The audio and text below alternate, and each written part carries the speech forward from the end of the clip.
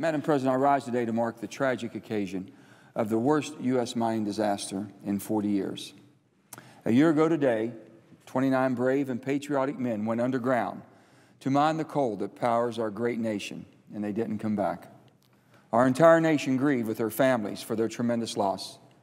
And I rise today to honor their courage, sacrifice, and the extraordinary strength of their families. I want to say a few words about the proud men and women today who go underground and go unrecognized and make sure that our great nation can keep the lights on. When some people see a coal miner walk out from underground, they see someone who is tired, wearing dust-covered overalls, steel boots, carrying a hard hat and a dinner bucket, and they make a few flawed assumptions about the amount of education they may or may not have, or that they had nowhere else to turn that was any job available. I want everyone to know that those assumptions are dead wrong. West Virginia coal miners are the backbone of this country, providing the power for the lights in this chamber, the steel and the machinery that build our country, the greatest industrial power in the world, the military that keeps us safe and free, and the energy for homes and businesses all over this country. West Virginia miners understand geology, mathematics, and physics, the way a seam runs through the earth and how to safely extract its bounty to make our country stronger. Above all, West Virginia miners are the salt of the earth, patriotic, God-fearing, family-loving, and family-oriented, and proud of their hard work. In our state, we've always done the heavy lifting. We are very proud of what we've contributed to this country, and again, in times of war, times of peace, in times of prosperity, and times of need. At a time when our nation's attention and misplaced pity will again focus on coal miners because of the first anniversary of the worst mining disaster in the last 40 years, we West Virginians want the world to know that we are proud of our coal mining heritage and our future. As West Virginia's former governor and now U.S. Senator, I want to tell the Americans not only about our sacrifice, but also our dedication to our shared future. The miners of West Virginia and their families are the heart and soul of West Virginia and an inspiration for me and my family. We should all draw strength from their courage that they've shown us all. Now allow me to turn to the terrible day a year ago. And remembering the Upper Big Branch disaster, my thoughts turn first to the families of the 29 miners who went to work that day on April the 5th, 2010, and didn't come home. In the days following the violent explosion, which remains under investigation today, I spent all day and every day for 5 days waiting to find out with the families if their loved ones were alive or dead. Those families and I stayed together at midnight and at dawn through moments of hope and despair, on pins and needles in the early days, and in shared grief when the full scope of the devastation hit us as the rescuers didn't find any more survivors. We prayed together before and after each briefing. We recited the Pledge of Allegiance. We held each other and cried together. Restaurant owners donated food. Our own WVU's coach, Bobby Huggins, came and visited. And one young man, Nick Helms, who I remember so well, whose father was killed in the Sago mining disaster in 2006, he came down personally, and he offered his moral support from his firsthand experiences. In those days, the unbreakable bonds of family became very clear.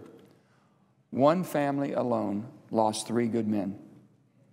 I first told Charles and Linda Davis, the parents of Timmy, and the grandparents of Corey and Josh.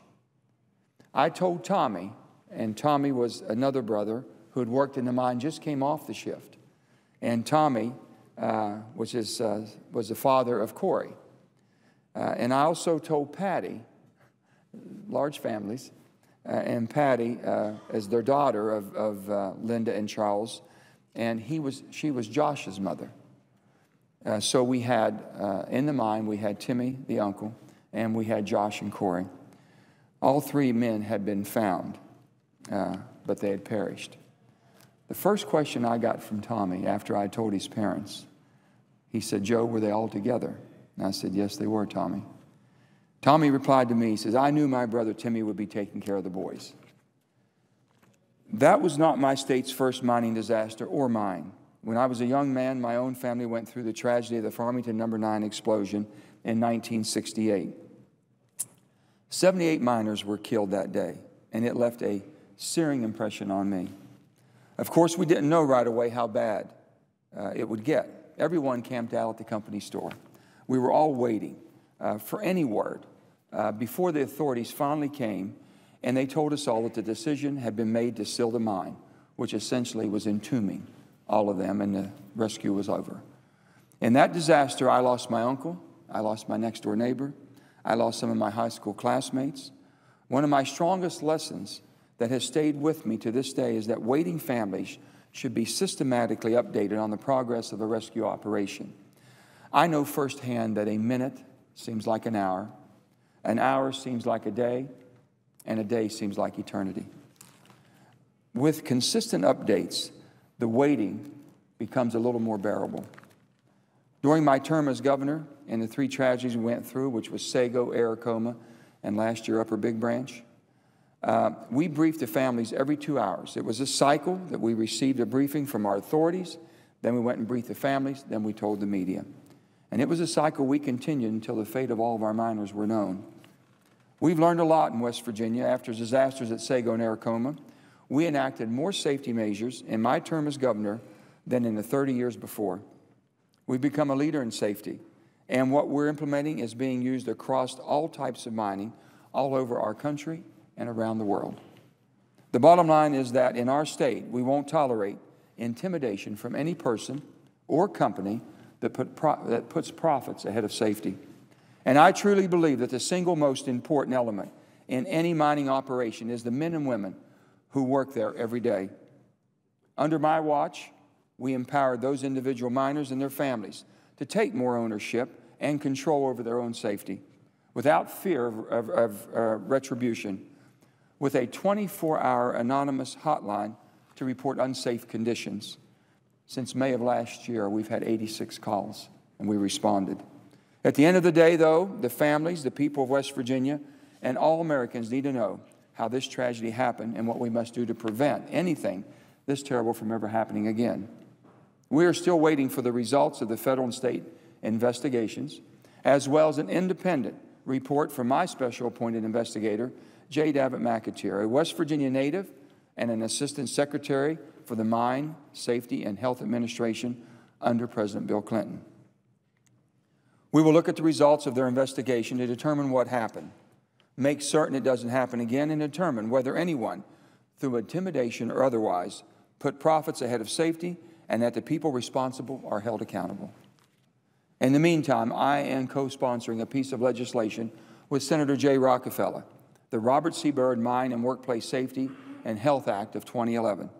It is designed to improve compliance with existing mine and occupational safety and health laws, empower workers to raise safety concerns, prevent future mine and other workplace tragedies, and establish the rights of the families of victims of workplace accidents. Last week, I spoke again to Tommy Davis, the man who lost his brother, his nephew, and his son at the Upper Big Branch mine. When I asked him what he was doing these days, Tommy gave me a simple answer. He said, "Joe, I'm back in the mines." Tommy is proud to be a miner, and while he and all of us have much to mourn today, we also have the chance to honor the memories of the 29 dedicated men who died a year ago and their colleagues who continue their work with respect and dignity. Finally, Gail and I and all West Virginians pray for continued strength and courage for the families who lost loved ones on this sad day a year ago. May God bless each one of them. May God bless the great state of West Virginia. May God continue to bless the United States of America.